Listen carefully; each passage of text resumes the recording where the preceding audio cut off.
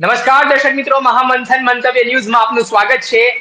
ભારતીય જનતા પાર્ટીના નવા પ્રદેશ પ્રમુખને લઈને આગામી દિવસોમાં ચૂંટણી થવાની છે. આ ખૂબ મહત્વના સમાચાર ગુજરાતના રાજકારણ માટે મનાઈ રહ્યા છે, કેમ કે છેલ્લા ઘણા સમયથી કેન્દ્રીય મંત્રી જે વર્તમાન ગુજરાત પ્રદેશ પ્રમુખ પણ છે, સી.આર. પાટીલ, તે બે હોદ્દા ભોગવી રહ્યા હતા અને ઘણા સમયથી ચર્ચા પણ હતી કે ભારતીય જનતા પાર્ટી એ શિસ્તબદ્ધ પાર્ટી છે, એક માણસ બે હોદ્દા ના ભોગવી શકે, પરંતુ હવે આ મામલે મહત્વપૂર્ણ નિર્ણય લેવાયો છે. પરંતુ આ માટે એક ચૂંટણી પ્રક્રિયા થવાની છે. પારદર્શકતાથી એક પ્રદેશ પ્રમુખની વરણી થવાની છે. આપણી સાથે વરિષ્ઠ પત્રકાર જગદીશ મહેતા જોડાઈ ચુક્યા છે. જગદીશભાઈ, ખૂબ જ મહત્વના સમાચાર ગુજરાતના રાજકારણ માટે એટલા માટે મનાઈ રહ્યા છે.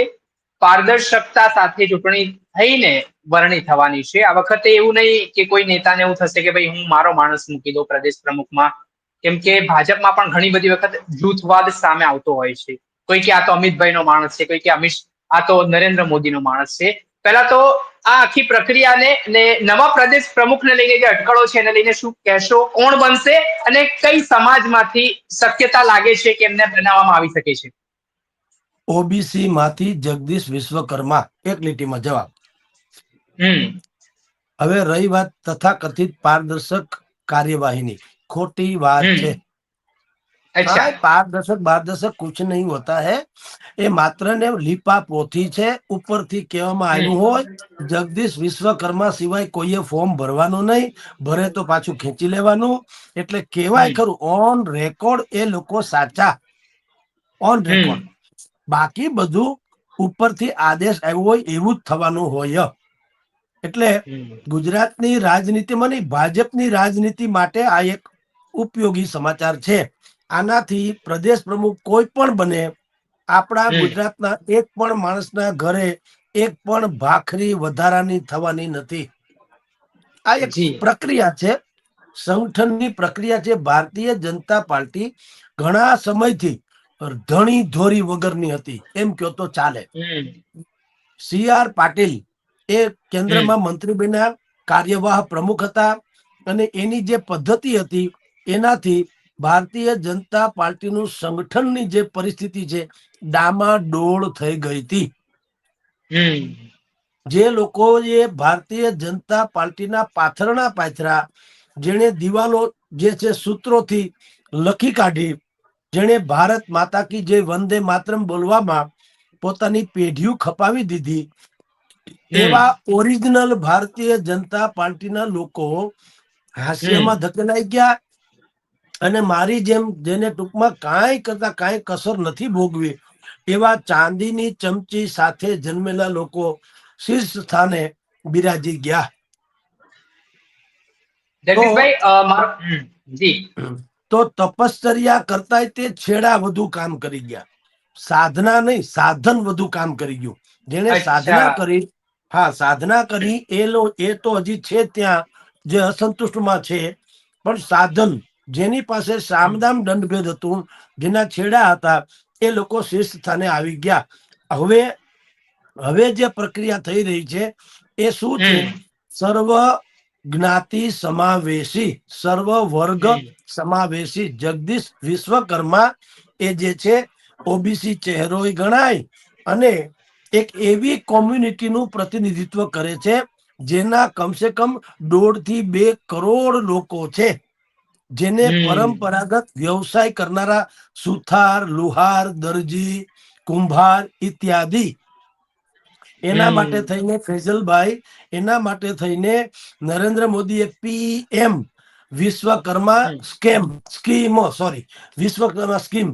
વિશ્વકર્મા સ્કીમ નામની સ્કીમ બહાર પાડી હતી, હજારો કરોડ રૂપિયાની, કે ભાઈ જે કૌશલ્યવાન જન્મજાત જેનું કૌશલ છે એને અમે લોકો લોન ઇત્યાદિ આપીએ. 2 વર્ષમાં ક્યાંક 300-400 કરોડની લોન અપાઈ પણ ગઈ છે, અને 1.5-2 લાખ લોકો એના તથાકથિત રીતે લાભાર્થી પણ થઈ ચુક્યા છે. હવે એક તો એવડા મોટા વર્ગનું પ્રતિનિધિત્વ કરે છે જગદીશભાઈ વિશ્વકર્મા. કારણ કે એ લોન, એ જે આખી સ્કીમ જે છે એ સ્કીમના પ્રેરણાદાતા ભલે નરેન્દ્ર મોદી હોય, પણ એ સ્કીમનું આખું જે માળખું ગોઠવું એનું નામ છે જગદીશ વિશ્વકર્મા. જગદીશ વિશ્વકર્માને સંગઠનનો પણ એને બહોળો અનુભવ છે. બીજું, નોન કોન્ટ્રોવર્શિયલ ચહેરો છે. ત્રીજું હાઈ કમાન્ડની ગુડ બુકમાં છે.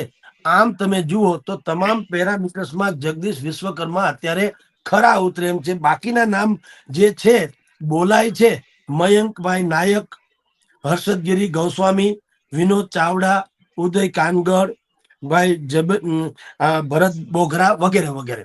પણ હવે ભારતીય જનતા પાર્ટીમાં શું છે કે પ્રતિભાશાળી લોકો અને દાવેદારો એની કોઈ કમી નથી હોતી. એટલે નામ તો યસ. અનેકો આવશે, પણ અત્યારે તમને કહી દઉં કે જેટલા નામ આવે બધું જ લીપાપોથી થશે. આવતીકાલે ફોર્મ ભરાઈ જશે. એ જગદીશ વિશ્વકર્માની સાથે જે ફોર્મ ભરશે એ પાછું કલાક બે કલાકમાં પાછળ વિડ્રો કરી લેશે.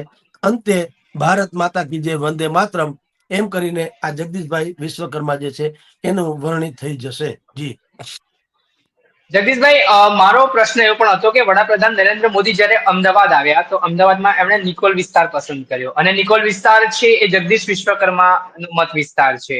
ને સ્ટેજ ઉપર આપણે જોયા કે જેવી રીતે જગદીશ વિશ્વકર્માને તે મળ્યા, તો શું સાંકેતિક આ વસ્તુ તમને લાગી રહી છે રાજકારણમાં? કેમ કે એક જ અમદાવાદમાં આ વિસ્તાર પસંદ કરવું, જગદીશ વિશ્વકર્મા સાથે જે મંચ ઉપર જે તેમના હાથ મિલાવ્યો કે જે કંઈ પણ ફોર્માલિટીઝ એમણે કરી, તો શું લાગે છે તમને આના પરથી? ના ના, જુઓ એ બધા નરેન્દ્ર મોદી કોકની સામે જોઈને ખાલી હાસ્ય પણ વેરી લે ને તો એના ભાગ્ય હમ ખુલી જાય એવું માને છે લોકો. જે નરેન્દ્ર હમ મોદીની સ્ટાઇલને જાણે છે એ લોકો સમજે છે. અહીંયા મોરબીમાં કાર્યક્રમ હતો ને ખાલી કાંતિ અમૃત્યને કેટલું કેમ કાંતિ કેમ શું ચાલે છે ખાલી આટલું પૂછ્યું, એમાં તો બધાને ખબર પડી ગઈ કે આનો જમાનો આવવાનો એમ. ઓહો. નરેન્દ્ર મોદીની એક ખાસિયત છે કે એને એમ લાગે કે અમુક માણસ એના કયામાં નથી અથવા તો એનાથી નારાજ છે, એટલે એના સામું હમ પણ ન જુએ. એક જ મંચ હમ ઉપર હોય તો પણ એ પછી આપણા હમ હોય કે નવાઝ શરીફ હોય, આપણે જોઈએ છીએ હમ એના સામુય ન જુએ. અને બાજુમાંથી એવી બીજા લોકોની સાથે એવી રીતે આનંદ મંગળ કરતા નીકળે કે પેલો જે છે બળીને બેઠો થઈ જાય. તો એ એની હા, સ્ટાઇલ થઈ છે. તમે જે નિકોલની વાત કરી છે એ પણ એમાં વન કાઇન્ડ ઓફ પ્રયોગ છે કે સંયોગ છે એ જુદી ઘટના છે.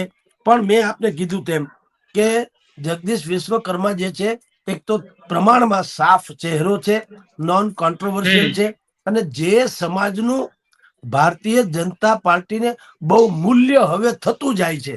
ઓબીસી હમ અને બાકી આ સુથાર લુહાર જ્ઞાતિ કૌશલ્યવાન સમાજ, હમ એના આ લોકોને સપોર્ટની જરૂર છે. કારણ કે કહેવાતો જે સવર્ણ વર્ગ છે એની પાસે તો વિકલ્પ નથી એમ માનીને ભાજપને ચોટેલો છે. એટલે એને બહુ ફિકર નથી. અથવા જે કેટલાક લોકો અસંતુષ્ટ છે, કેટલાક લોકો હાસ્યામાં ધકેલાઈ ગયા છે, કેટલાકમાં એન્ટી હમ ઇન્કમ્બન્સી છે, એ લોકોને પ્રધાન મંડળમાં એના સમાજના કોઈ લોકોને સમાવેશ કરી અને ટાઢા પાડી હમ શકાશે.